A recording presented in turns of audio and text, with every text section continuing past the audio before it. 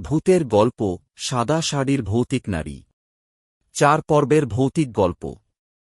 প্রথম পর্ব, অন্ধকারে কার ছায়া। বিকেল গড়িয়ে রাত নামে ধীরে ধীরে। গ্রামের শিশুরা খেলার মাঠ ছেড়ে ঘরে ফেরার প্রস্তুতি নিচ্ছে। তবে ৮ বছরের রনি আর তার বন্ধুরা এখনও খেলায় ব্যস্ত। ওরা সবাই জানে, রাত নামার পর গ্রামের পুরনো আমগাছের কাছে গেলে বিপদ হতে পারে।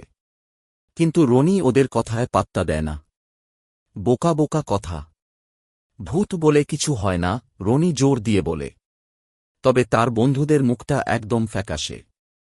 রাতের নিস্তব্ধতা ভেদ করে শিয়ালের ডাক আসে দূর থেকে। হঠাৎ বাতাস যেন আরও ঠান্ডা হয়ে যায়। এক অদ্ভুত শিহরণে সবাই থমকে যায়। আমগাছের পাতার ফাঁক দিয়ে যেন কিছু একটা নড়ে উঠল।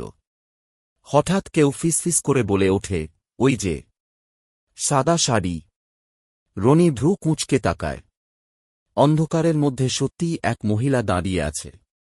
সাদা শাড়ি পরা, এলোমেলো চুল। মুখটা স্পষ্ট দেখা যাচ্ছে না, কিন্তু তার চোখ দুটো যেন জ্বলছে। রনির গলা শুকিয়ে আসে। বন্ধুরা চিৎকার করে ছুটে পালায়। রনি এক পাও নড়তে পারে না।